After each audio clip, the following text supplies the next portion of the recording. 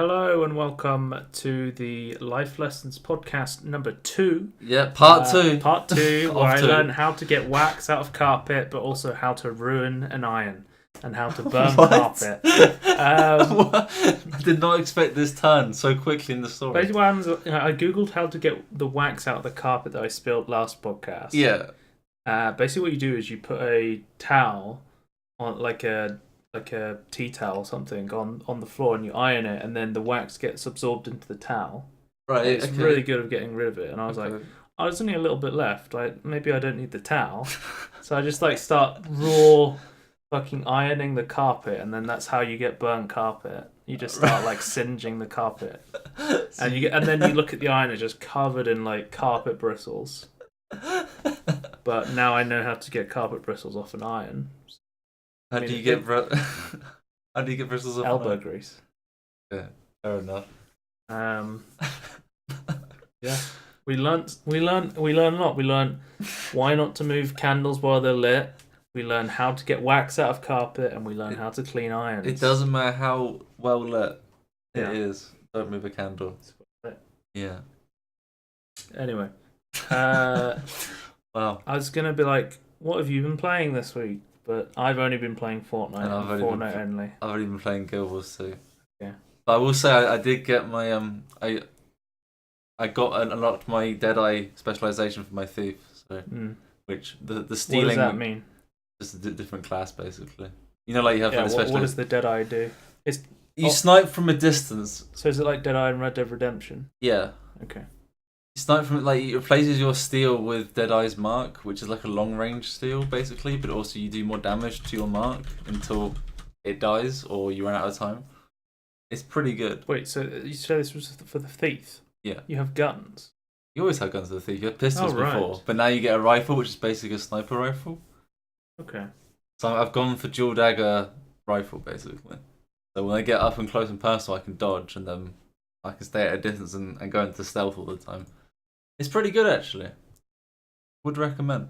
So I've been playing Fortnite this past 2 weeks, I guess, and they have released a brand new map, and it's really fucking awesome. It's been out for a week and a half at this point, isn't it? I can't actually remember when it was released. It's been out since. It's Sunday today. It came out Thursday this week. Oh really? Okay. Yeah, so it's not that long then. No, 4 days ago. Yeah, okay. I remember I was spamming refreshing the servers trying to get on. There's a fully playable football match. Why? There's a football because people kept playing football in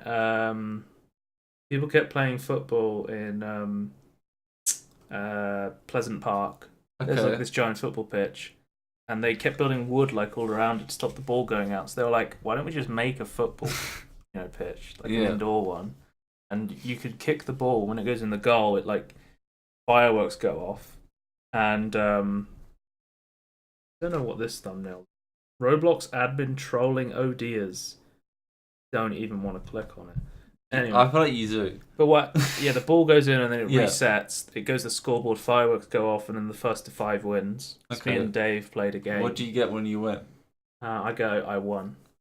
You drop a treasure chest. That would actually be kind of cool. There is a treasure chest. It is like a loot area. It's just not fully on the map. So it is. This is the stadium. Oh, okay. Because there's still. I like that there's exploration on the map. People are saying, why don't you just have some of the areas that actually have quite a lot of stuff them be named locations? But I like the exploration. Yeah. There's still a lot of places that don't this is the new motel area they've been showing off. Haunted Hills is bugged at the moment. It's actually it's like a giant graveyard. Yeah. But a lot of the ground loot isn't spawning. They said there's meant to be more loot spawning. It just isn't at the moment. What's Tomato Town though? It's a town with a giant tomato. Okay. There's a giant pizzeria. Wow. And I'll just see if I can hear my audio. With a giant tomato. Yeah. Okay. I was just making sure. I don't know how balanced I am either though, but it's fine. I didn't do a test recording because I forgot. We're doing it live. Fuck it, we'll do it live. Bill O'Reilly style. Yeah, Bill O'Reilly. Fucking thing sucks. Got no words on it. What was I saying? Oh yeah, so Haunted. They've said on Twitter, because if you type anything on any social media, Epic will just instantly reply because they're my favorite company right now. Jesus Well, Christ. they're the person in charge of doing that sort of thing. Clearly, just use the No, internet. but there's tons of them. All of the yeah. Epic guys. Yeah, that's true. That's true. Yeah, It's like basically all the like, developers are just on it. everyone was like in Junction. There's a crane and you can walk through it, and then everyone was posted like, why does this exist? And instantly, like the lead developer was like, oh, I fucked up. I forgot to put unit collision on it. We'll fix it next patch. like, oh, okay. I like how it's just like, oh, I forgot to turn it on. Yeah, I forgot to. That's how the PUBG pan started. Yeah. That they accidentally added collision to it and forgot to make it stop deflecting bullets. Yeah. I mean, sometimes it's good, sometimes not so good. But yeah, like for example, someone was like, I really hate that scoped ARs spawn in the loot chest, the airdrops that come from the sky. Yeah. And this one you sent me, yeah. Yeah, and they were like, "Can we please remove this?" And then there was just a one-word reply from Epic. It was just okay. And then in this patch, it's been removed from airdrops. That's pretty good. Yeah, because it wasn't the argument. It's like it's completely useless for when it drops or something. They have updated it this patch, but it's just a cosmetic one. They've made the aim reticle a bit easier to see where the bullets are actually going. Okay. Instead of it being more confusing, but yeah, it's an okay weapon. It's not a sniper, so it's like it's this weird mix between a sniper and a rifle, and you don't really want that. It's just a long range rifle, really. Then. Yeah, but most times you'd rather have the Scar or like a blue M16. I like the blue burst. Grey burst? Nah. Green burst. Fuck it. Blue burst. That's my shit. That's my shit right there. To be fair, yeah, no, you're right. The other bursts are terrible. Messaging, my good Twitch is so bad, use YouTube.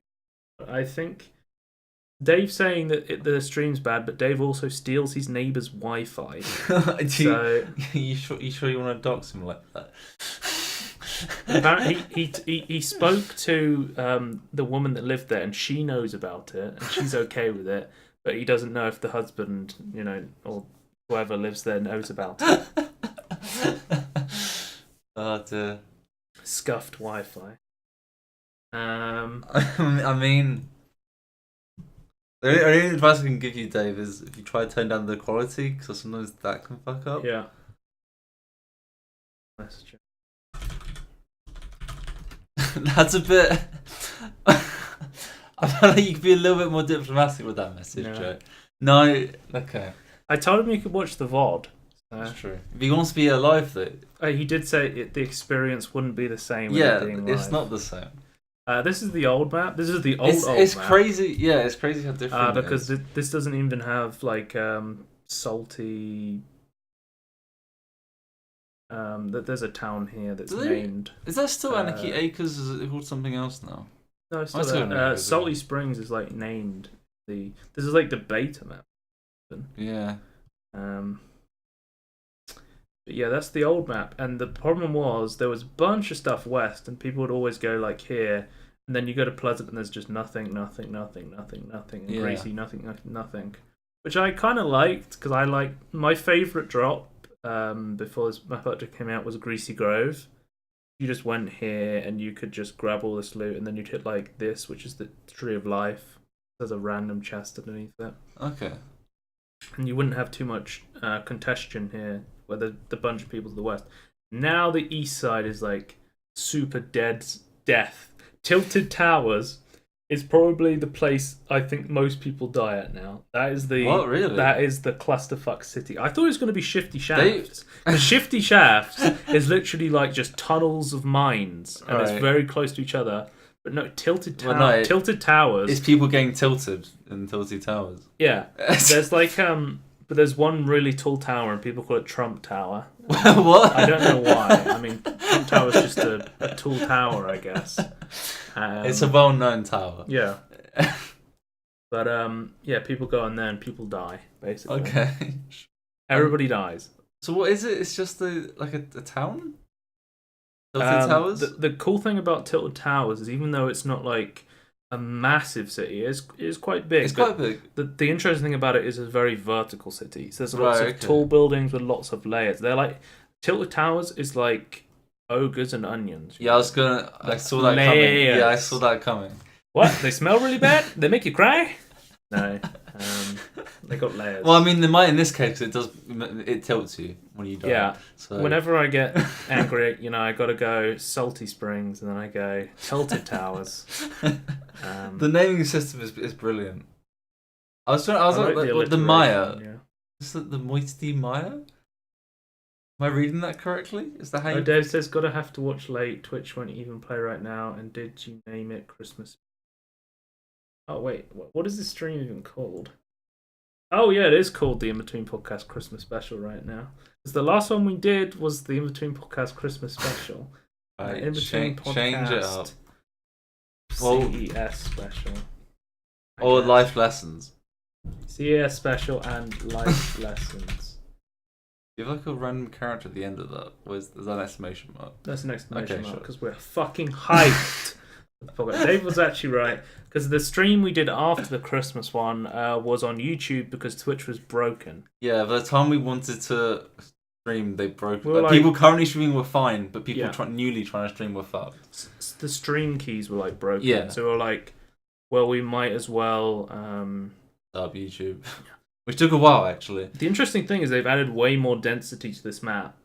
But they've like added way more things, but the performance is even better. Really? Because they've done what's called level streaming. So now instead of rendering like the whole map at once, you now render parts of it at a time. I remember when Minecraft did that. This is them getting like stable frame rates, and they want to get towards 30 hertz consistently. It's kind of a limitation of the Unreal Engine 4. At the moment, because people have been complaining about this on like PUBG as well, where it's been very unstable tick rate. Yeah, always a problem. One of the interesting things they said is that we needed the map to be able to load as quickly as you could rocket ride, because that's the quickest you could go in the game. Yeah, which I think is really cool. Is their commitment to allowing rocket riding meant the map had to allow you to load it as quickly as you could rocket ride across the map. I mean, that's pretty, because they weren't even planning to add it in the first place. The fact that they thought it was cool and they would keep it is pretty good. I mean, I was going to ask as well, what's going on with the team killing stuff? Like, is that still... we can talk about that in a bit, because Okay. I have got that on the shut up, but I'll tell you what's going on about the... once I finish talking about this. Yeah, okay, fair enough. I didn't realize it was the Fortnite special. I should have probably It's looked. the Fortnite special, yeah. I actually have a picture saved somewhere. I saved it in... You have a lot of random pictures. Paint 3D because I was going to use it to explain... You're really just showing this on imposter stream though, right? billboards. Yeah. Okay. How else would they see it if I don't... No, I'm just saying if you're loading it up on screen. That's what I'm saying. It's fine. It's fine. So this is a 3D image of a house, right? So what you would have previously is you would have what was called a billboard. Oh, they would just load a mesh, right? So you'd have, in the distance, you would just see a really small image, right? Yeah. But if you were coming from it from a different angle, this house may be like this, and if you saw this wouldn't make any sense. Yeah. So a good imposter billboard will be this angle. It'll also be this angle, like this. It'll be, and also you need this angle as well. So I made a couple of examples when I was trying to get my head around billboard meshes and how they work. Yeah. So I thought that was quite interesting. That's kind of the technology they were using to make it so objects at a distance, you could. It's like they could keep them low polygon and stuff. Yeah, it's like LOD sort of stuff. Workarounds for that. Yeah, it's pretty cool. Instead of having to load meshes, they could have what's called billboard imposters, which really helps with the frame rate and the level streaming, which is pretty cool. Pretty neat. Anyway, is there anything else? I really like Shifty Shaft so far. How good is Junk Junction? Pretty cool. Okay. Other than not being able to collide with the crane. Yeah. I like the area. It's really cool. Isn't it like It's near not an area mad. where you can't be in it for very long though, or it starts closing in? Depends where the circle goes. Okay. Honestly, the circle tends to be near the bus, but sometimes it's random where you'll drop like here, and then the circle will end like down in Moisty Mire or something, Oh, just okay, fair randomly. enough. I really love the new art style, the new cosmetic changes, the kind of how the land changes based on where you are. The swamp, The Moisty Mire is now a swamp. Mire's my favourite thing, I think. The acres so is now like cooler. farmland, and it's more fertile. the west side is more like overgrown trees and stuff like that. You have giant trees. It's a weird island from a realistic standpoint, but it's really cool gameplay wise. It's just an island. They also added ammo boxes to Dusty Depot, which is the only named location in the game not to have ammo boxes, but now it does. Okay. Have very It doesn't. few. It doesn't have that claim. Another to fame thing anymore. that's cool is that they've added you now get more metal from destroying crates. Okay. Metal crates, which containers, which is cool for like Junk Junction and Dusty Depot, where there's lots of metal containers. Should I talk about the patch? I was going to talk about the patch notes quickly, and I had some notes about some of the things I thought that were the coolest. I have them written down here. Pickups no longer prioritize reviving down squad members. Picking stuff up over reviving someone, basically. Oh, I see. Which was a really annoying. This is a bug fix, which is really so annoying. you when you next to someone trying to pick up, you revive someone dead. Yeah, empty chests and metal street lights will no longer block players from building. This was a really annoying bug that they've now fixed. They updated the scoped AR like I talked about, which replaced the old arrow reticle with a more modern design. So it's a lot easier to tell what you're hitting with it, which does actually make it a lot better. They fixed an issue that prevented players from picking up eliminated players' items, which was really annoying. Water no longer blocks bullets and projectiles, which was really annoying because someone could just go in the water and it'd be really hard to shoot them. That's a bit weird. Now that this update's come out, realistic but weird. They've now made Loot Lake, and even the middle of Loot Lake is notoriously the worst drop in the game. Yeah. But now that they've done this bug fix where water doesn't randomly block shit, you can't glitch it to infinitely see underwater. Loot Lake is now like the worst place to drop because of how easy it is to die, and it's also Dave's favorite drop, and he wants to go there every game. But I've told him no because it's so stupid to go to the middle of Loot Lake. That needs to be balanced a little bit more. I think it's okay that you think that an area is just super dangerous. I mean, my idea. But is the loot worth the danger? No, though? there's no loot at Loot Lake. It is a little bit of a bait, a debate. Yeah. But my idea for Loot Lake was, if you wanted to make the middle of Loot Lake more enticing, just put a jump pad in the middle. That'd be really cool. That would be cool. It doesn't have to. I'd be cool with the idea of either a stationary jump pad that just always exists there, or one jump pad would just always spawn and you could use it. Yeah, which would be pretty cool. I don't think I have much more to talk about on this. I've been playing it a lot. Fucking love the new map. Thank you, Epic, for your work. Putting all this work for a free-to-play game. I think at the moment they are 40 million players, and they've got concurrent players of more than 2 million. So they're up there with like PUBG stages. Jesus. Yeah. It's crazy how popular they are. But one thing that some Paragon players, which is another Epic IP, were worried about is with the success of Fortnite and Paragon's, it's kind of like this third-person MOBA. It didn't have great success. Yeah. Epic has moved pretty much the entire Paragon dev team to Fortnite, which I think some people were upset about that played Paragon, but I think honestly in this business, if something's not working, then you've got to move it on to if you can't make money, you can't keep supporting it, unfortunately. This is true for almost all aspects of life. I don't think of one. Think of like one where that's not true, but it's unfortunate. I'm surprised Fortnite's so popular despite not being on Steam. Yeah, I know that's but it's on consoles though. So it's not on Steam, but it's also on like consoles. Right, but PUBG is on Steam, and that's like insanely popular. Yeah.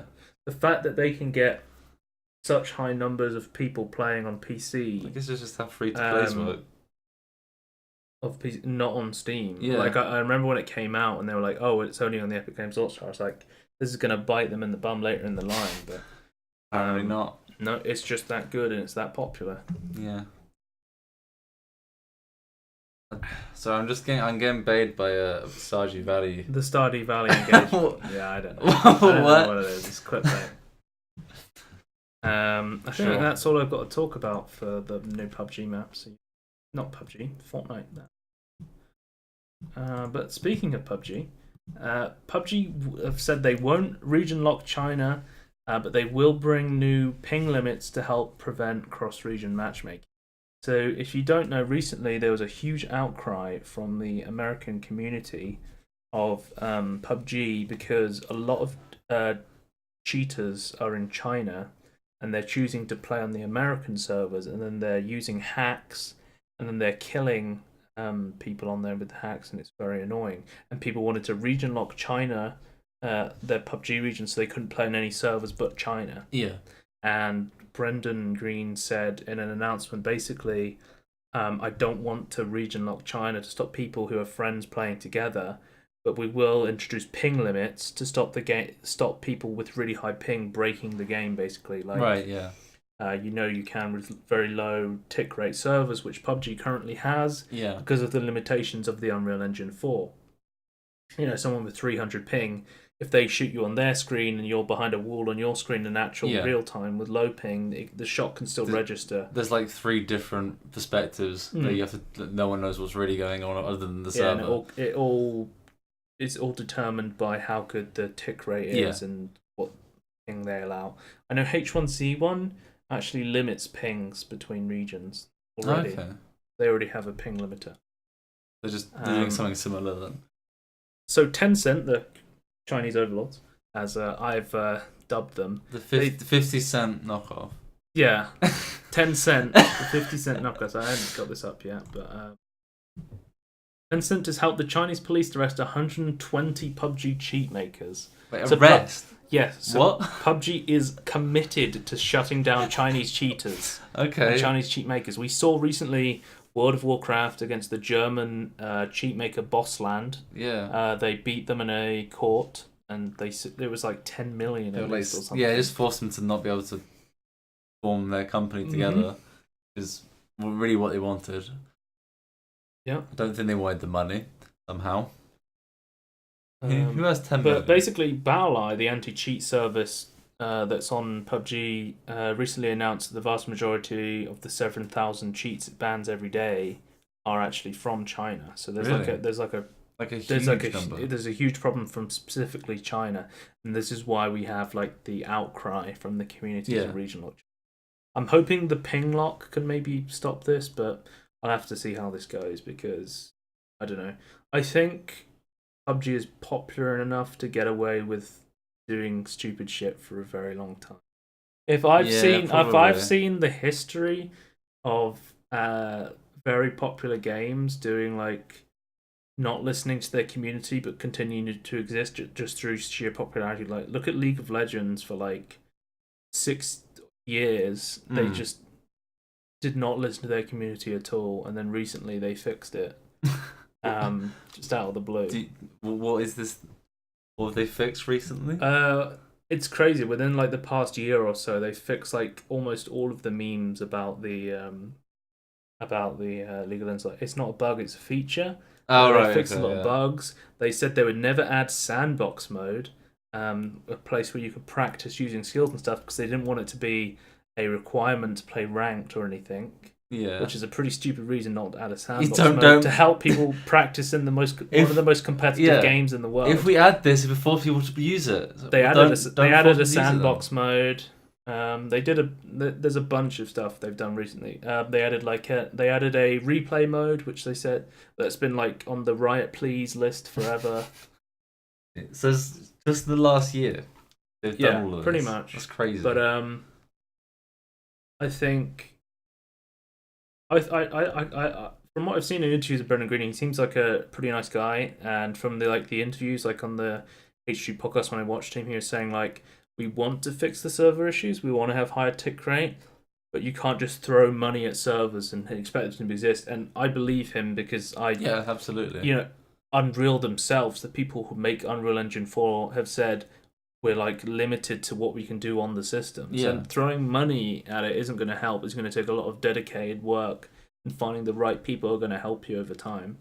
I mean, to be honest, there's not too much they can do to stop these Chinese people making cheats other than work with Tencent, which they've been doing, which is a step in the right direction. And I also don't think region locking China will ultimately, be the answer.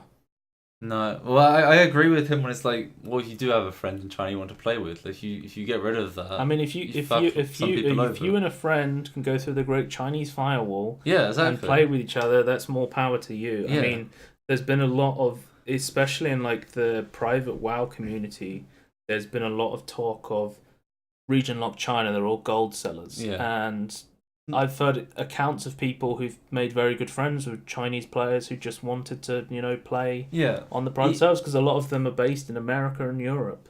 It's hard to. It's easy to forget that a lot of people might be from that region. It doesn't mean everyone from that region is doing the thing that's bad. Yeah. As in gold selling and hacking and. Actually, those are the two bad ones. Cheating and cheating. Right. So the next thing we're going to talk about is CES. This should be the podcast title now that I've remembered to change it. But the HTC has unveiled the higher resolution Vive Pro headset with built-in headphones. Looks a bit weird. But this is definitely this is the Vive Pro. So this is first gen 0.5. It's not 2.0. This isn't second gen VR yet. If we're that's what I'm trying to say. Well, so this is. I would argue that the previous gen is like the 0th gen. Are we talking like? I'd say like 0 gen is like the Oculus DK SDK 1. I feel like then in that case then I guess we're on to 1. The previous one was 0.5. I think the release of the Vive, the Oculus Touch, and like the Samsung Gear VR is 1.0. I don't know. I don't think it's quite up to snuff. And PlayStation VR, of course, because PlayStation VR is the best-selling VR out there right now. Well, it just works. You just plug it in. Yeah. And those shitty mouse controllers that I own that suddenly work. That you can just use them as motion controllers because that's what they always were. But PS4 fucking has terrible PR when it comes to selling motion controllers that aren't. Well, to be fair, they had no app or no game that used them very well, to be fair. Other than that, there might have been one, but I can't remember what it's called now. So I don't know. It was pretty shitty marketing. I remember people were hyped for the iToy. I enjoyed playing on the iToy. I never understood the iToy. Really? I thought it was pretty when I saw it advertised, it's just a fucking camera. Speaking of the HTC Vive, HTC is increasing the resolution of the dual OLED displays to 20,880 times 1,600 600. So that's 1,400 times 1,600 per eye, and 650 ppi, a 78% increase from the 2,160 times 1,200 or 1080p per eye, basically. Resolution in the current Vive. Yeah, it's that should really help actually. From where the resolution was a problem in the old Vive. Yeah, it was quite hard to read text. Yeah, there is there is like a Kickstarter. Someone's making an 8K. Was that one from China, isn't it, or was that the different one? I don't know if it's that's the world scale one. Oh, okay, right. But there's like there's 4K in each eye. Yeah, and people said that's like an incredible experience. It's so easy to read text. And the good thing about that is the field of view is a big problem with VR, but the 4K one, you're able to get a proper FOV. Actually, one thing about Fortnite, add a fucking FOV slider. For God's sake, it's a video game that was released in 2017. It does not have an FOV slider. I didn't realise that. Nope. Okay. What were you going to say? Yeah, what was I saying? Oh, I was going to say it's like a bulky Geordie LaForge visor at that point with his full.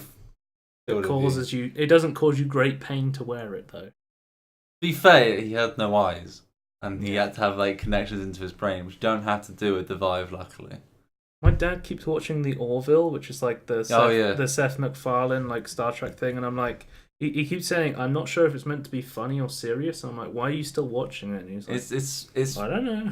I think what Red Letter Media said, and then we're going to a tangerine completely here. From what I've seen, it's kind of like Star Trek, but with like relatable, like real people, basically. Yeah. So I think what happened was he went. Cause it's by Fox, isn't it?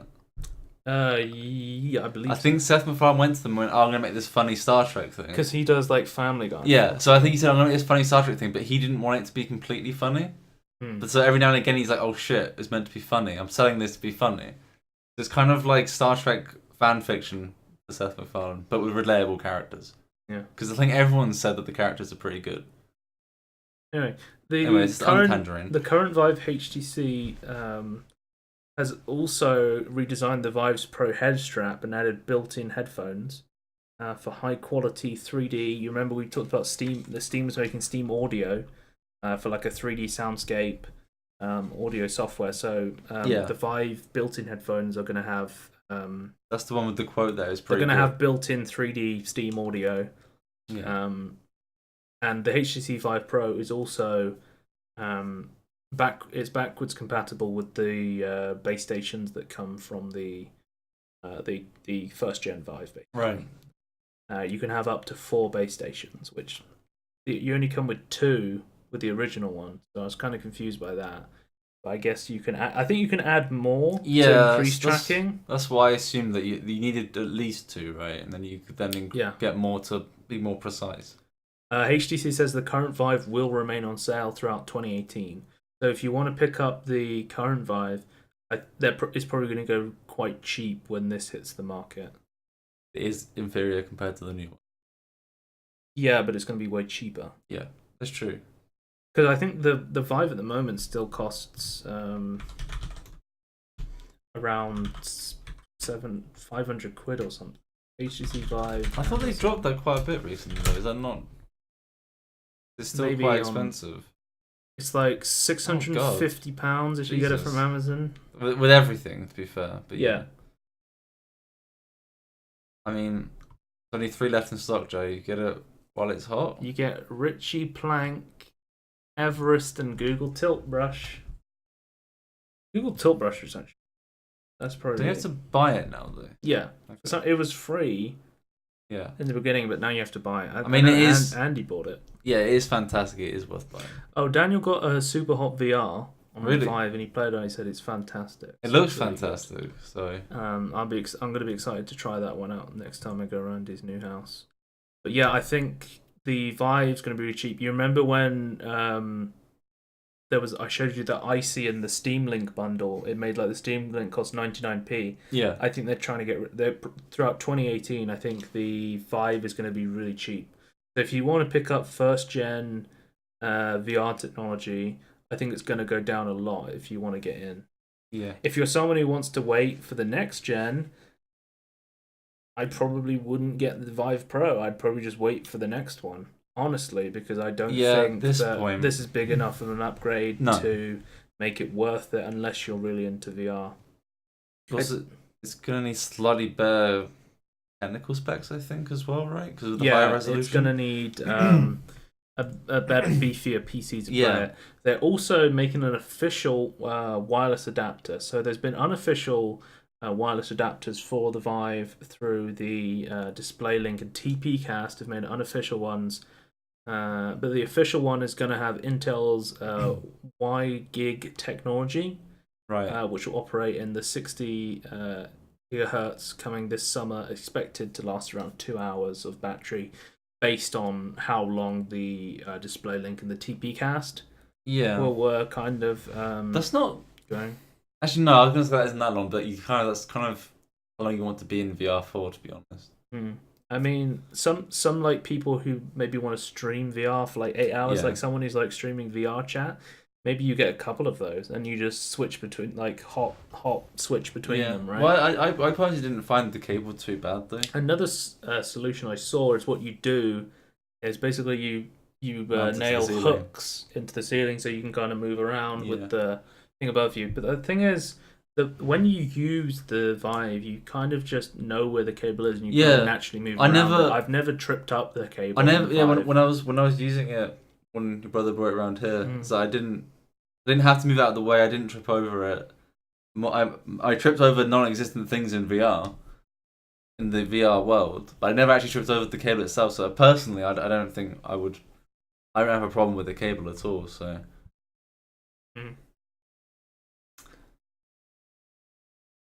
Oh, they also added dual front-facing cameras. Like the original Vive has like one camera in it, but now the Pro has two in it. Oh, so and it also has dual microphones as well, which is pretty cool. Okay.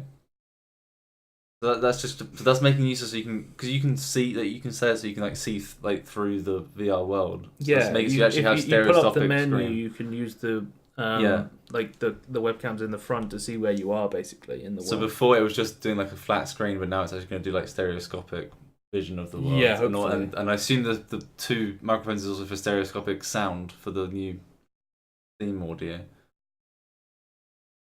Microphones. Yeah. Why would microphones be for audio? For like other people on the other side, so they like that you said there's a so if it can hear whether you're speaking for the left or the right. Okay, that makes. Because I was thinking, like, why would you need two of them? And I was like, you want stereoscopic sound as well for other people. I'm gonna need the microphone to make more friends in Rec Room, like I was when I was playing it the other day. Yeah, that's true. More microphones, more friends, right? That's how that works. But this is the wireless adapter, basically. We don't know much about it, other than it's going to make it so that you can. It's going to use Intel's technology. Probably going to be around 2 hours long. If it's like the TP Cast, which was priced around $300, will the HTC One be lower? Maybe, potentially.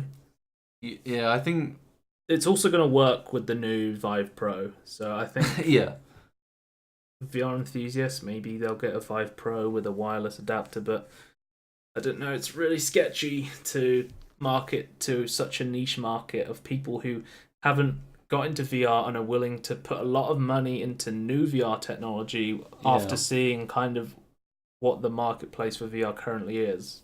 I don't know. I for me personally, if I had lots of money, that I would be willing to get it. Yeah, but if I had lots of money, I'd be willing to do a lot of things. No, but I'm saying there's enough stuff for me to do in it. Like I wouldn't think I'm wasting my money. I don't know. For me, there's enough stuff.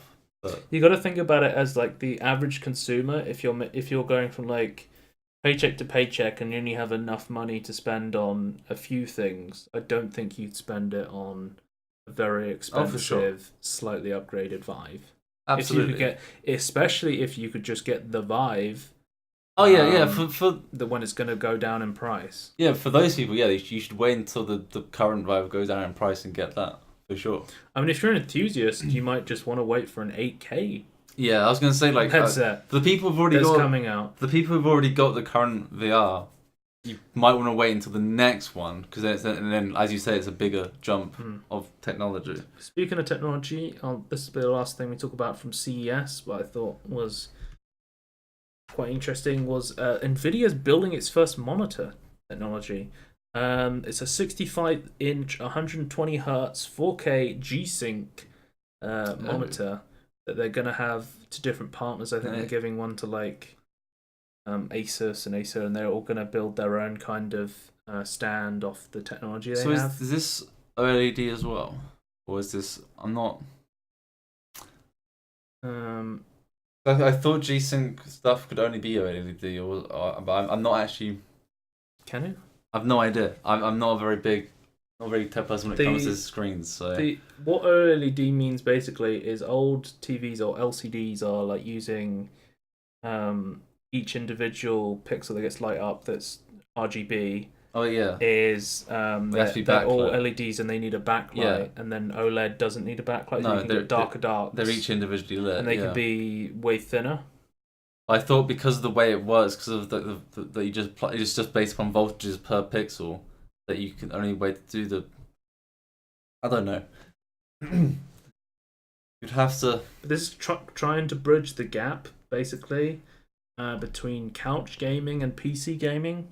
Okay, interesting. Because this is kind of what they want people put in their living rooms because it's going to be good enough for gaming, but it's big enough that you can see it and it's 4K. Yeah. And they're built into it is Nvidia's Shield streaming service, which has access to Amazon Video and Netflix already, so you can use it as like a media device as well. That's pretty cool. The question is this a monitor or is it a TV? Like, it's both. Yeah, it's kind of blurring the lines. Like, what do it you? It doesn't have a like, you can't plug it into your area though, can you? Or can you?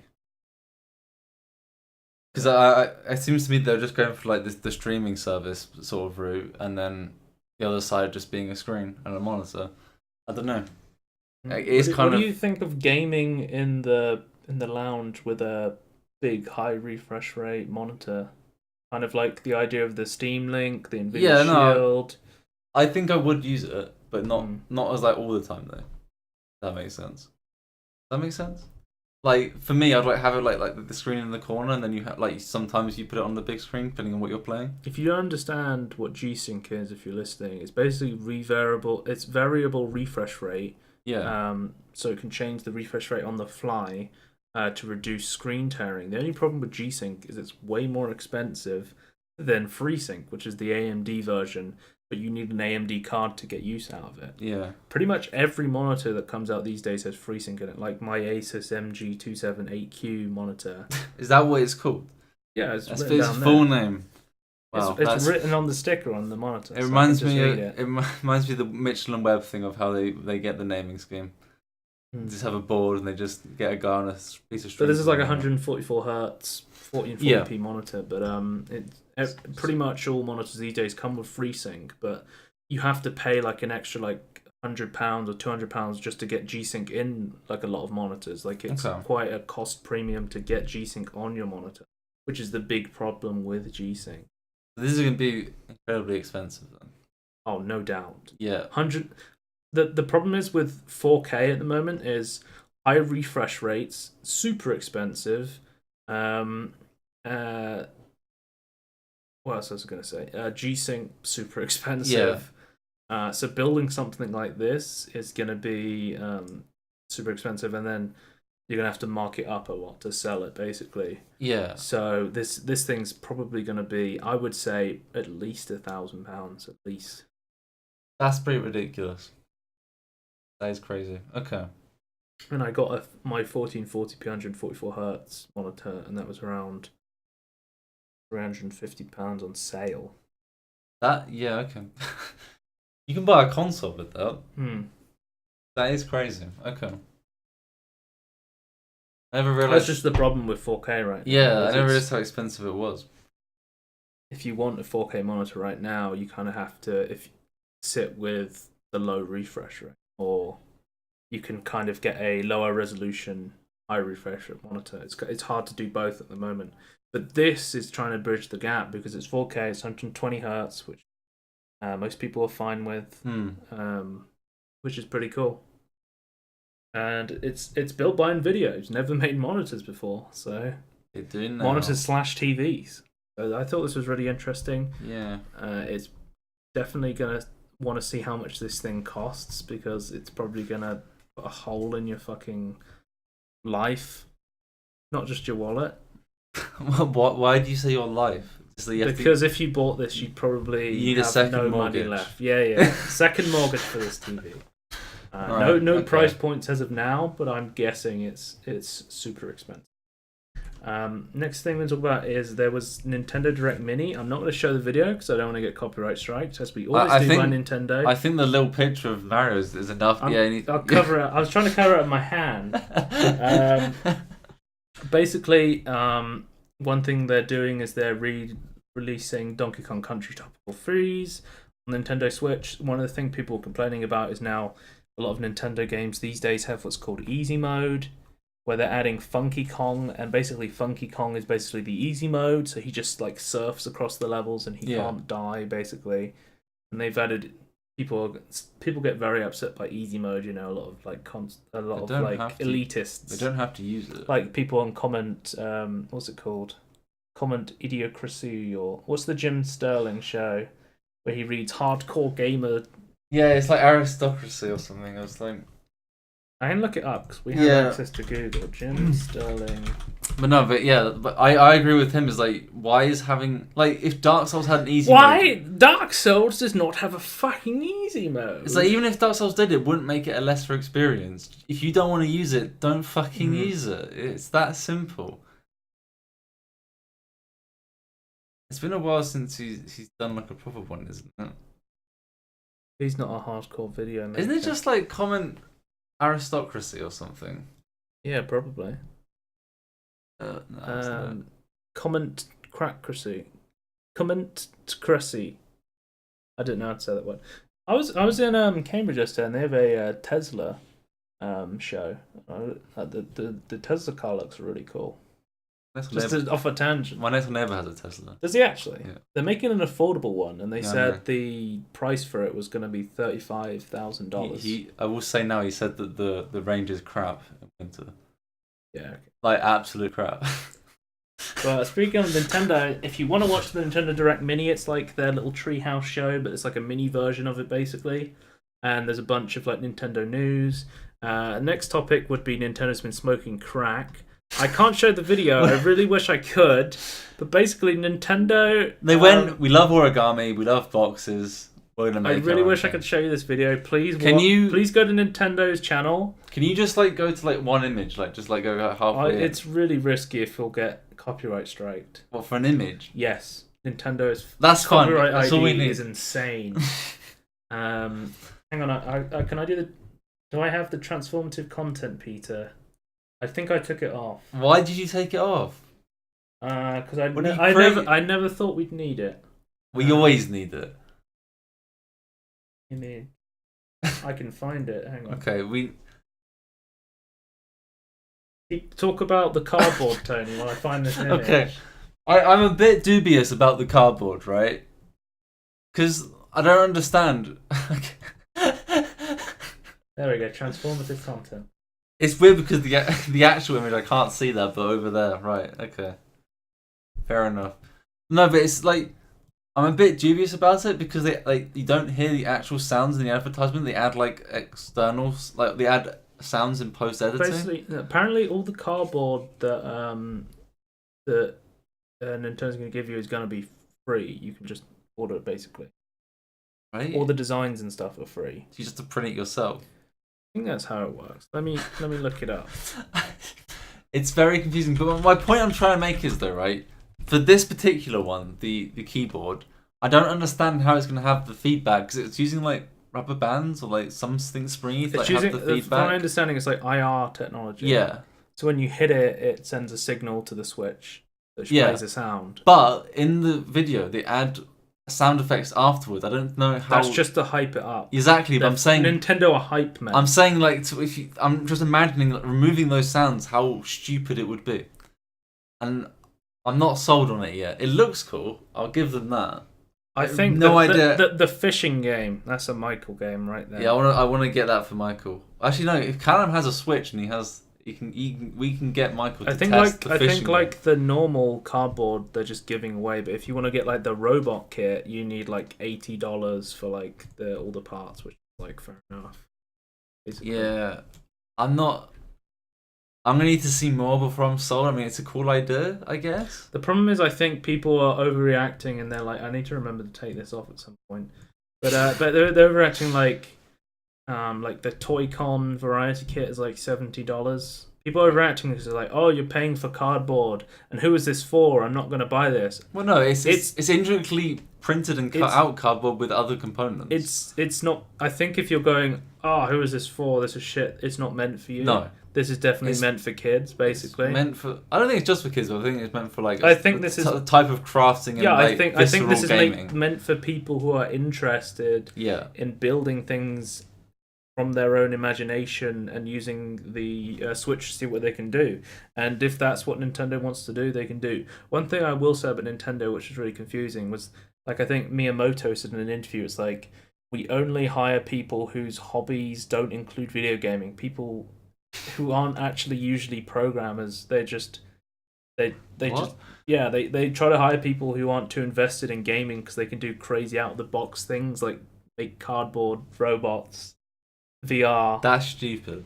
it sounds kind of stupid to me because I'm like, yeah, we don't hire brain surgeons with medical degrees. We hire people who think outside the box when it comes to performing neurological surgery. I honestly think it's a logical fallacy to think that if you take someone in from a completely different thing, they'll think outside the box and find unique ideas. I don't think they will. I actually don't think they do. I think you can.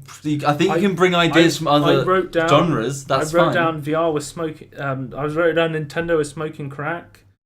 I think they were. They're on a different strain of crack than everyone else. Well, they thought outside the box. But everyone, you know how everyone thought like the Wii was like crazy, but then it was so successful. Everyone, and then but Nintendo's really hit and miss sometimes. That's what I mean. This could be really popular, but it also could be a complete failure like the Wii U. You don't need to hire someone outside the industry to be able to get to that point. You can just think of weird ideas. I think this looks really cool and interesting. Yeah, I agree. Am I going to buy it? No, because it's a lot of money for kind of a toy kit. I want to see a review on it first. Let me put it that way. I want to see. Who do you think's going to do the first Nintendo Labo Toy-Con variety kit review? Linus Tech did. He doesn't do video game reviews. No, but he should. It's Larry Bundy. It's hardware at this point. Yeah, I don't know. Digital Foundry will probably do one as well. They make fantastic content as well. I have a question though. Do you think this is up Jim Sterling Street? Because he likes not these types of things. Well, I don't know. I would say he likes these types of things. I'm not sure if this is specifically for him. Obviously, I don't know him personally, so I have no idea. No, me and Jim aren't friends anymore after the incident. Sorry? No, I'm just kidding. I don't know. Did Stardust come and punch you in the face or something? Stardust attacked me. There's a bunch of videos now of him performing Stardust, and everyone was like, "Oh, so this isn't a joke?" And he's like, "It was never a joke. Stardust is real. Stardust is who I am."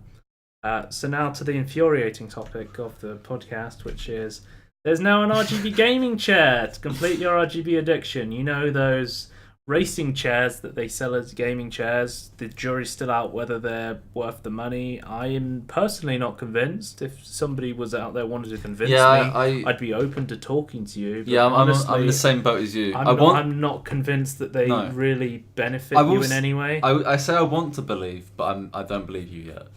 There's so many of these. This is Vertigear, so it's the Vertigear PL45000 wireless LED RGB gaming chair, so you don't have to have your chair plugged in to anything to move about with your RGB flare. Wow. Sam, what's the battery life on that? It was like someone made this chair just to annoy me. Well, I'm a big fan of RGB, and I think this is useless because you're sitting on it. On a scale of RGB in lights inside your computer and an RGB keyboard we don't need transformative anymore. Oh, we don't need. So you can keep up if you want. On a scale of good. Oh shit! I put gantry lights on. Turn it off. Okay, we're good. Thanks for reminding me because I would have forgot. Yeah. But on a scale of good RGB to RGB keyboards and RGB mouse to bad RGB RGB RAM and RGB mouse pads. Where does this sit? I'm okay with RGB mouse pads and RAM because if you have the right type of case, you can see it, and the mouse pad actually had a use because it had extra USB slots, and you see it all the time. But this is completely useless because you're sitting on it. That's why I don't understand RGB headsets. I don't get that either. You never see them. No. I have RGB in my headset, but I turn it off. Because it's not this headset. You'd waste batteries, right? Yeah, because it takes more. But it's wireless, so it takes more batteries on the Optimus Pro, to use the RGB. So I always have it turned off. Where are the? So there's those lines. The Logitech Optimus Pro. It's out on the G symbols. Oh right. And there's lines here as well. Sure. These light up. Yeah, what? I don't know if I'm plugged in at the moment, so I can't show you on stream. That's kind of useless. Well, no, I have them turn off because they save battery. Basically. It's more than useless. It wastes battery. Yeah, that's crazy. But you can do crazy RGB shit with them, but I don't care because I can't see them. No. But maybe if you're live streaming right now, if I wanted to show off my flair of how much electricity I can waste. I might put giant lights on my headphones. We don't really have flare, do we? No one looks at us and I says wear hats. I've had a request from several people to wear more hats. To be on fair, the podcast. to be fair, the hats was a good idea. We should buy more hats.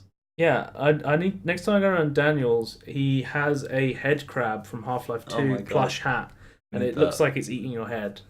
The thing is, didn't the Christmas hat was eating away at your face? The beard and the turkey. Yeah. Yeah. That's the only problem. You need to get a hat that's comfortable because you need to wear it for like up to 2 hours. No, I don't. I can suffer for my art, for my passion. Can you? Okay. Fashion is pain, Tony. You're not disagree. supposed to enjoy wearing novelty hats. I disagree. I believe in function becoming before form. Function before form. And then you have form mold around the function, in my opinion. So things should be comfortable first. What I'm saying. I'm just going to show the video of it. You're saying if you're interested, the obnoxiously stupid. Oh god. This thing, I don't know why, but this.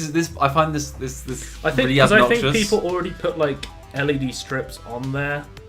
Really? Chairs already. Yeah, I think it's like a thing. Well, you know when new generation wireless audio sync, individual channel control, phone and PC.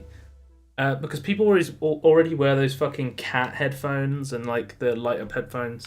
Yeah, but I only see them on streams though, which makes sense. Like I know Linus has made an RGB chair already, so I remember watching that video. The RGB chair no one asked for is now here. Someone asked for it. Linus made a video of it, and then the Vertigear saw it, and they were like, "We need to make this chair now. Yeah, we need to make it." Anyway, that's a good theory. I think that is probably what happened actually. Any RGB chair makers out there want to prove me wrong that it can be a good addition to thing? Send me a chair and I will use it on stream. We'll review it. Yeah, I'll review it personally to see what it's like. I don't think you're gonna sway me though, because you can't see the lights. Yeah, but if we were on stream, you'd be able to see that. No, you're saying on them. Like they have RGB here. Yeah, so it'd be like you could see like a little, here. like you can see my hand, right? It'd be like where your shoulders are, like just this bit. Yeah, you need to be. I need to lose weight, and then you can see more of the chair. Does that make your shoulders less broad? Yeah, I'm not sure that's how weight works. But if I stand up to go to the toilet, you can look at the eye candy of the chair. Look, let me put it this way. I'm trying to sell RGB chairs to you, and I don't want the RGB chair. But you've sold me at least somewhat the RGB headset just because you can at least see it on stream. But for like normal use, it's pointless. You know the RGB comes out the bottom as well on the floor, and you can't see it. Yeah, I know. Okay. Anyway, do you want to talk about EA proposing the unfair matchmaking to raise player engagement and monetization? You've watched this video, haven't you? Yeah, I have watched the video. Watched the whole fucking video. Well, no, the video's not fucking video. Just oh god, it's basically they did what Activision did. Activision's not the only person trying to fuck over consumers in order to get more money out. But this is more general. So like it doesn't have to be connected to it, but it's like what else are you gonna connect it to? It's kind of like Activision because like it's not connected to anything, but it could be. But like their system, because they post it on like a similar place for like it was like a place for patents.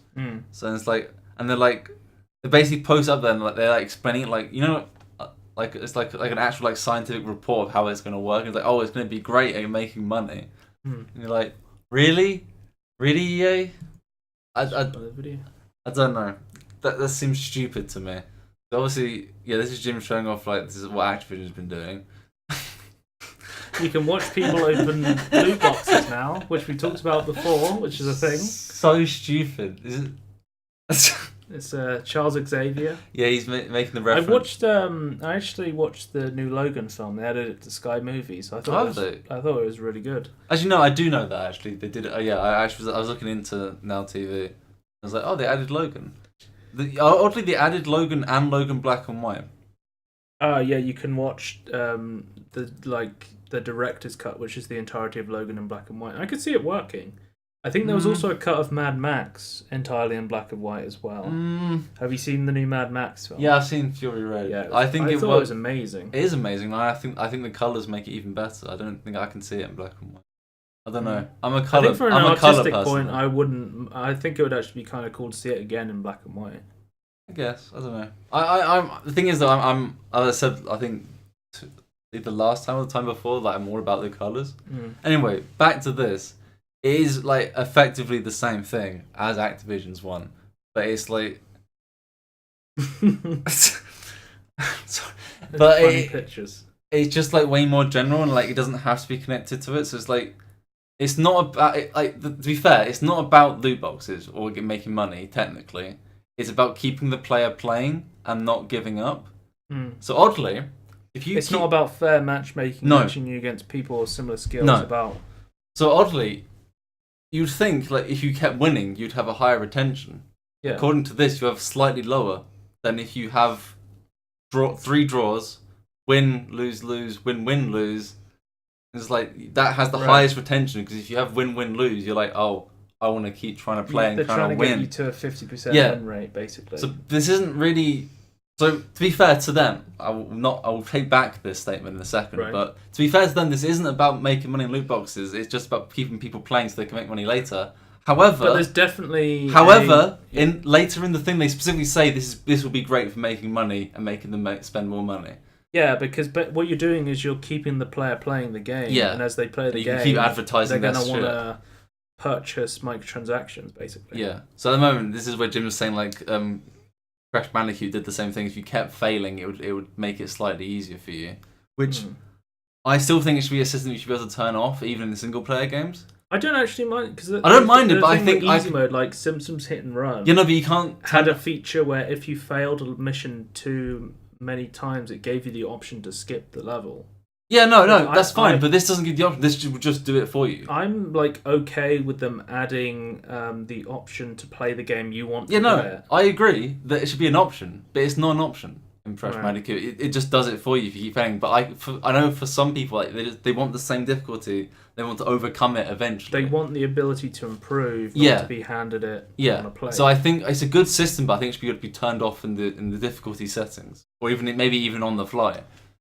Oh, seeing Charles Xavier again, it reminds me of Logan because it's so funny how all of the X-Men films I think were like PG-13-ish. I think they up until now, but Logan's R-rated. So X-Men 2 is 15, I think.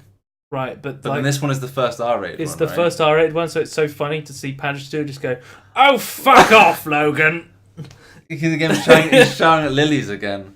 Yeah, just like, "Oh, fuck off." See, yeah, Padgett swears a lot normally. It's just he doesn't in many things. He swears in Logan a lot, and it was fucking amazing. Yeah, I really want to watch it. Actually, it looks fantastic. Anyway. But no, yeah, it's a fucking stupid system. It's basically designed for retention just so they can sell you more shit in their games. Which is what they're going to use for Anthem, supposedly. The next big EA thing after the failure of Mass Effect Andromeda. Rest in peace. Trying to compete with Destiny by the looks of it. The next one is an update. We talked about last podcast, there was the swatting incident. The man that swatted Tyler Barris. He has been charged with involuntary manslaughter. The maximum sentence for involuntary manslaughter is 36 months in prison and a fine of up to $300,000. So really, he is going to get some sort of punishment for this. So you got the maximum punishment though, right? Not. They haven't ruled on it yet. Okay, right. They're just telling the charge is involuntary manslaughter for the swatting of the man that was killed. It's not the worst version of manslaughter. He wasn't intending to do he it, didn't. But it's like, someone else was killed as a result of him calling up and giving false information to the police. Yeah. While not trying to get someone killed, he involuntarily. If he does get the full sentence though, that's a huge fine. Yeah. Like, do you know what happens if you get a massive fine and you can't pay it off? I think you get a loan. Then they force you to get a loan, which has you like have terrible. To get a loan. Yeah, I think it just gives you like. Then they have to pay off the loan. It's even worse because then you have to spend your savings or not. Then your income to. Because there's also like bail bonds as well. Yeah, but I think they're really bad. Like, which then have like predatory loans rates on those as well. Yeah, which to be fair, kind of makes sense because it's meant to be a punishment, right? I don't know. What do you think this is the right punishment for the crime? Yeah. Yeah, you don't think he should get a manslaughter charge? Well, I'm fine with the lesser version of manslaughter because he wasn't intending him to die, obviously. But yeah, I understand it's ridiculous. Well, but I think the money itself will ruin his life. Yeah, I think that it's good that there's charges on people doing this, and it's going to stop idiots basically who think that they can get away with this and it's funny to do it, to stop doing it. It's a shame someone actually had to die from it, but the fact at least this is getting big and then people know about it and they were able to catch one of them because it was American related. So at least he hasn't died completely I thought in I'd put this here because we have some lighter news. Donald Trump announced the delivery of an F-52 jet, which is an advanced jet that only exists in the world of Call of Duty. I believe was it to Norway. He said he was sending jets to. He said he was sending a bunch of delivery of jets over to Norway as part of an effort to boost the defense relationship with Northern Europe.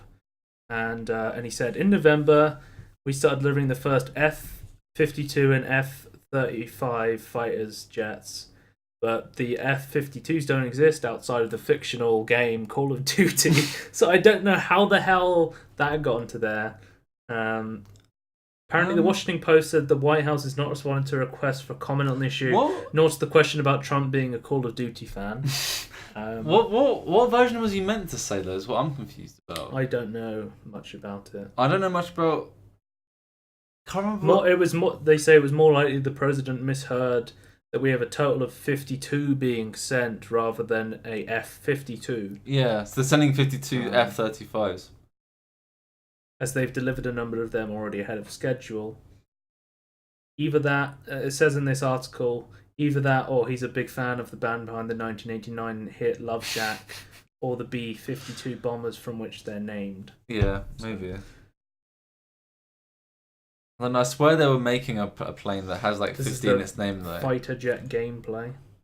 The F-52. Wow. Pretty futuristic, so if he's sending those fuckers to Norway, they're going to be pretty protected now. I don't know. I feel like they've just got... You know the what? I've forgotten the flipping name. The holographic thing you sent me. Oh, from CES, yeah. Which isn't actually a hologram, but it looks like it, kind of. Yeah. It reminds me of that, but like RGB version of that inside of a cockpit. I'm not sure how useful that is inside of a military vessel. I feel like you just want screens on a... I don't know. If it looks cool, they'll put it in a film or a video game. Yeah, I just get annoyed by it because I like the more Star Wars approach where it's like we've just put some screens on some metal things and it just looks bulky and like industrial and... Right, but Star Wars comes from a very long time ago. No, but I'm saying they still keep that look and it's like it still makes sense. It's still... Wait, did I say Star Wars? Yeah, a long time ago.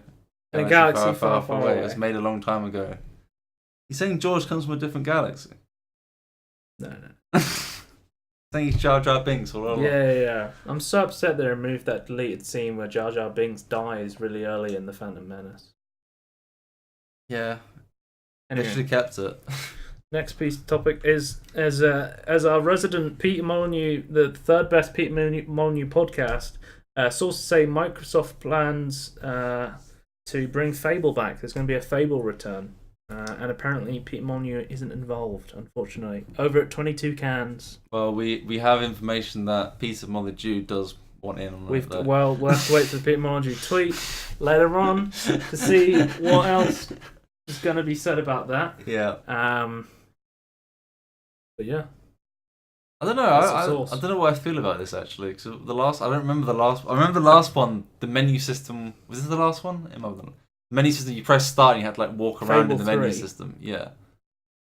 Which was retarded because they cancelled the one that was going to be like they had like a VR one where it's not on rails. It's not on rails. That's where that's from. I forgot. It's not on rails. Which is fantastic for us. We're Peter Molyneux fans, and we're not on rails. We're Tangerine off. Yeah. That was a great podcast. We're not on rails. Yeah. With the song at the end by I think it's Abian. Yeah, I think that's right. But Fable franchise owner Microsoft has tasked UK developer sticking with the UK boys like Yeah. Peter was originally. We've excommunicated him now. He's international waters now. What? The UK developer Playground, which makes the Forza Horizon racing games for Xbox and PC, we're creating the new Fable. Sources close to the project have told Eurogamer, Microsoft said in a statement, it does not comment on rumors or speculation. So basically, we have nothing to go on other than a rumor. They need to hire Peter just for advertising. It's gonna have this. It's gonna be Ex-Lionhead great. staff said they're excited to see Playground bring Fable back from the dead. But their excitement is tempered somewhat by sadness that Lionhead had never been given a chance to make its dream Fable 4.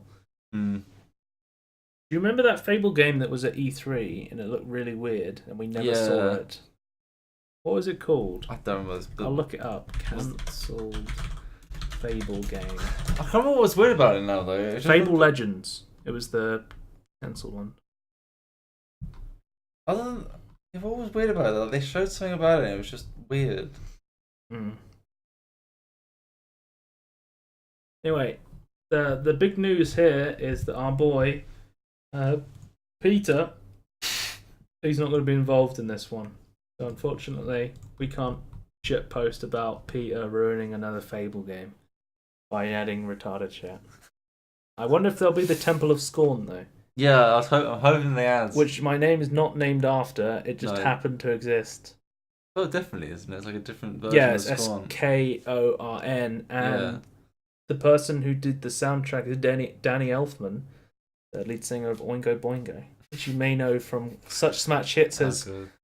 his Little Girls song, I Love Little Girls, or Weird Science, which is a fantastic 80s film, if you want to see that.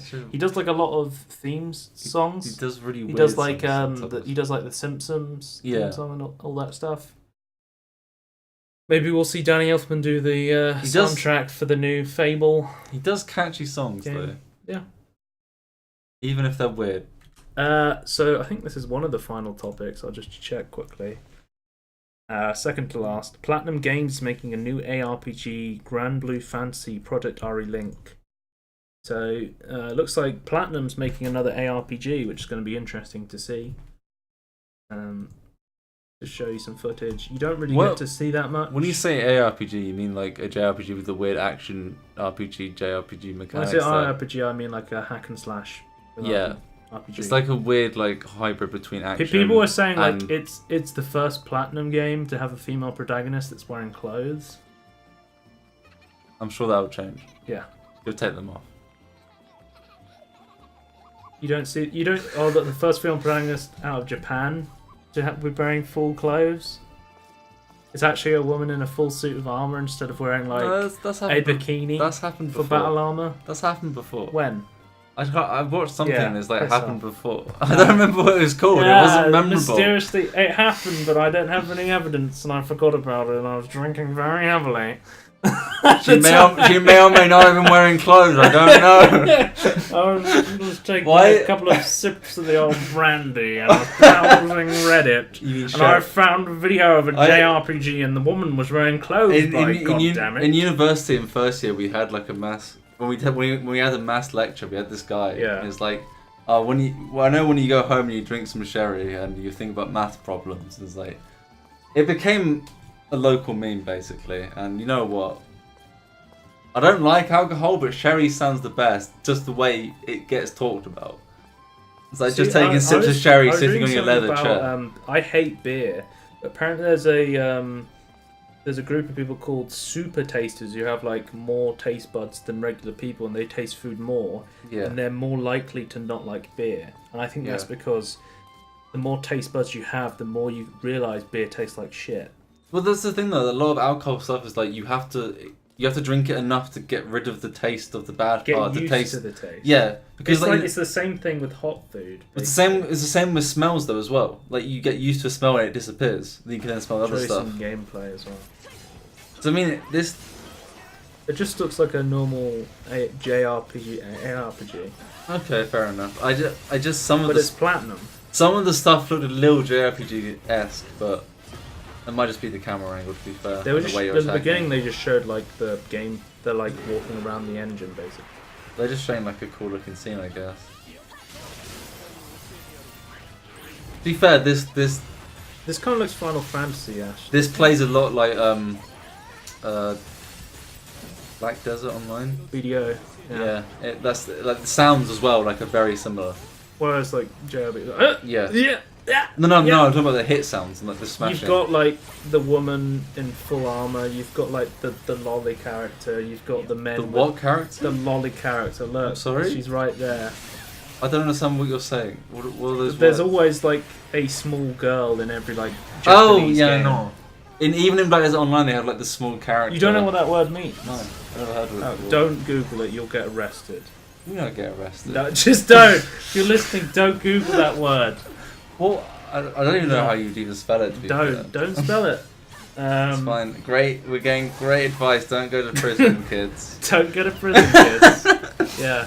But you've got like the guy with crazy hair. I mean, it looks like a kind of standard JRPG basically. It looks great. Made by Platinum. It looks great. But I don't know what's different about this. What like if I hear Platinum Games is making a Teenage Mutant Ninja Turtles game, I'm like, fuck yeah. And then it comes out, I'm like, fuck no.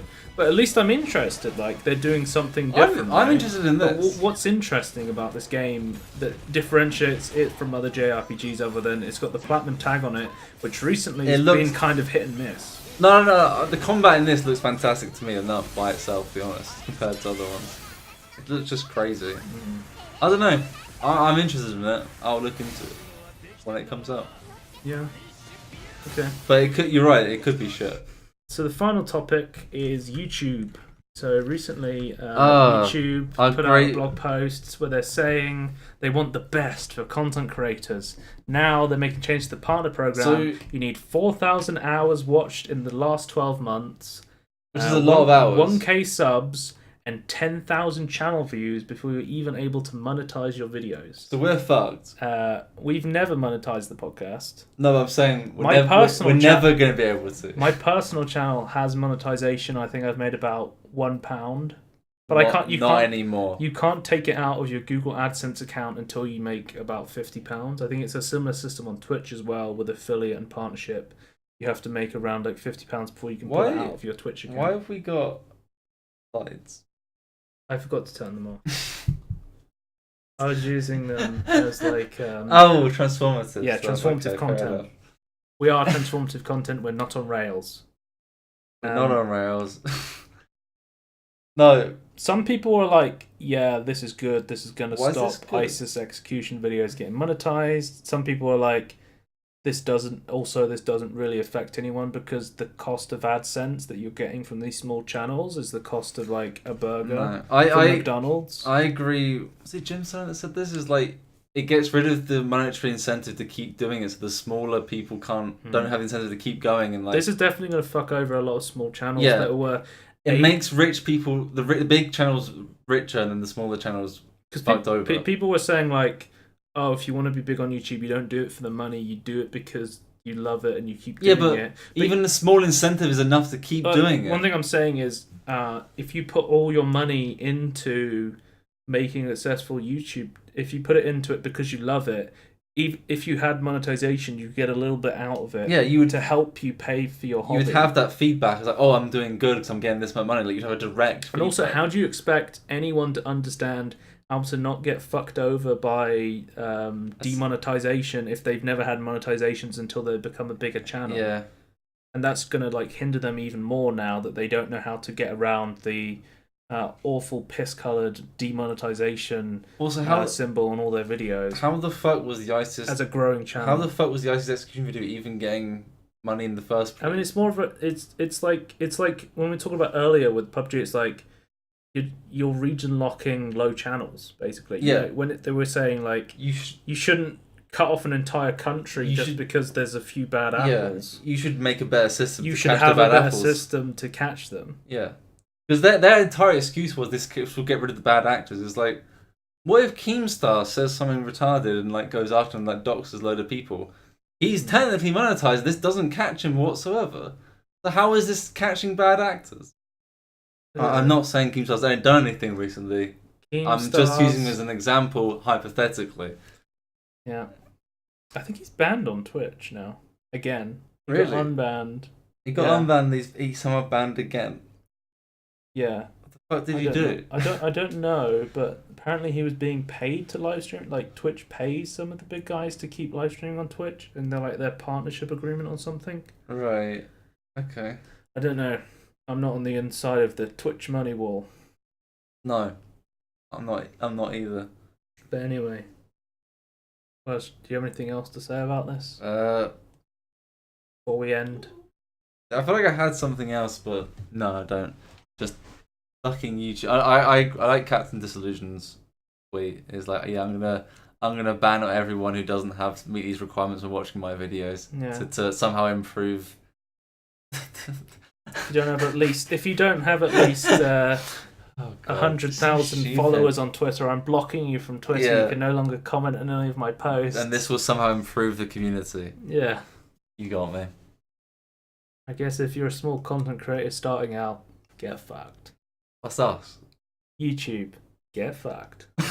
I I don't think it's an inherently bad decision. I will say, from YouTube's end, I think I understand the idea that demonetization, not having everyone be able to apply for monetization, is a good thing because it stops people from with horrible content that's not allowed on YouTube monetizing it and upsetting advertisers. Yeah, they actually have to put in the hours and have like consistent uploads. That's fine, but you can understand where YouTube's coming from for not wanting to ever upset advertisers by showing ads on ICE's execution videos because YouTube has never made money in its entire existence, so they want to try and keep as close to breaking even as possible. I just feel like this is too high statistics is reached.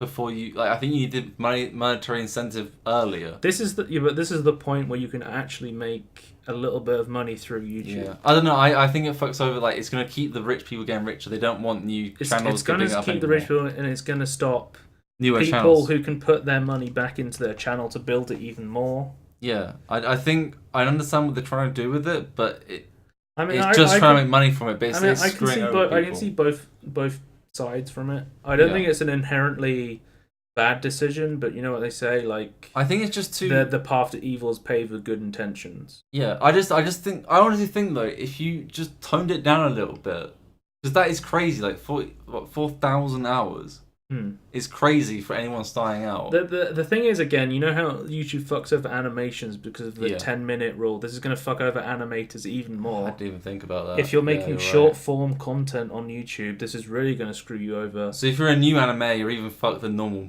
content creators, basically. So basically what I'm saying is start a podcast. Make 2-hour long podcasts. No, I've got a different sentiment. Well, fuck YouTube, go to Patreon. For money.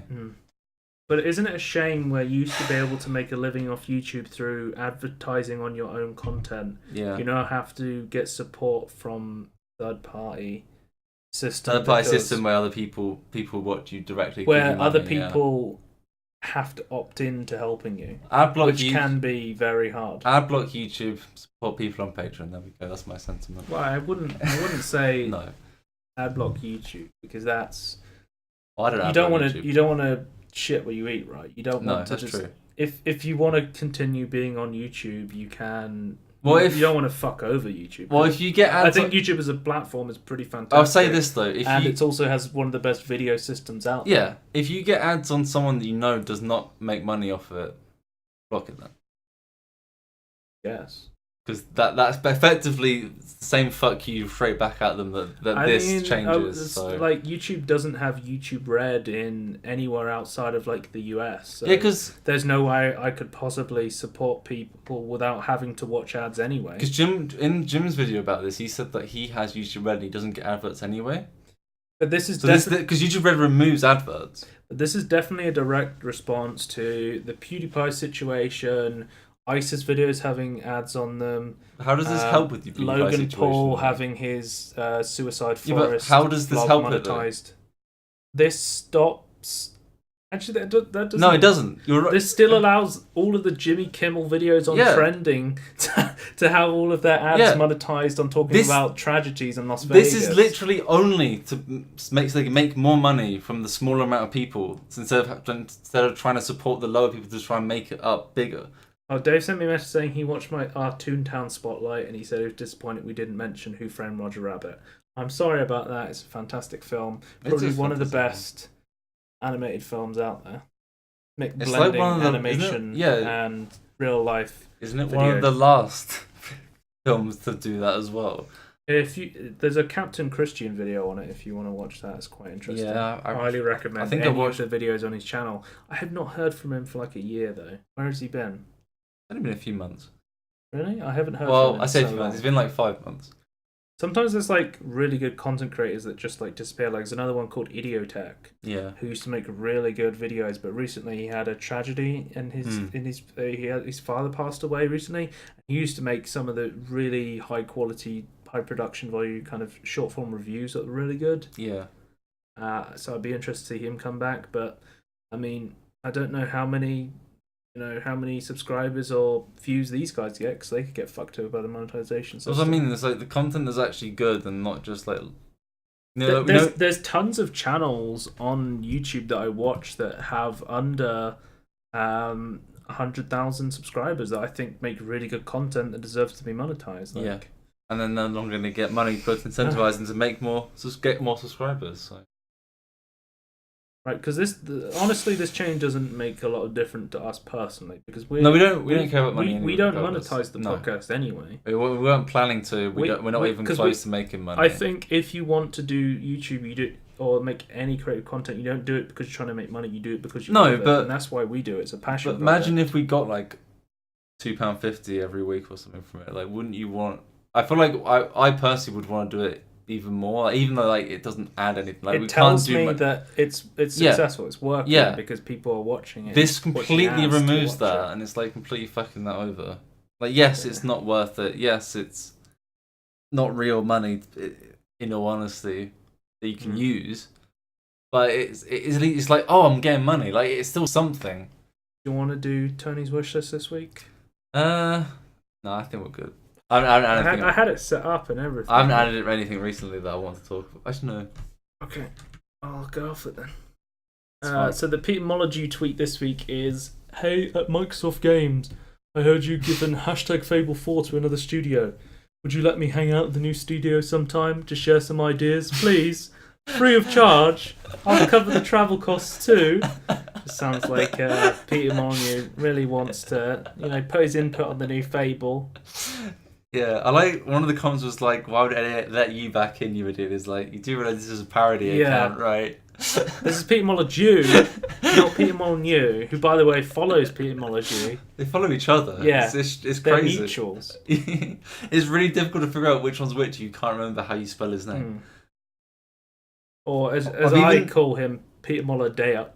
Yeah. And that one recording where I called it the wrong name, and then the recording broke, so I could say the right name on the second recording, and no one ever heard it. We still called you out. Yeah, Daniel did. Yeah. So that is the end of the podcast. So I'll switch to the baked bean fact, which I have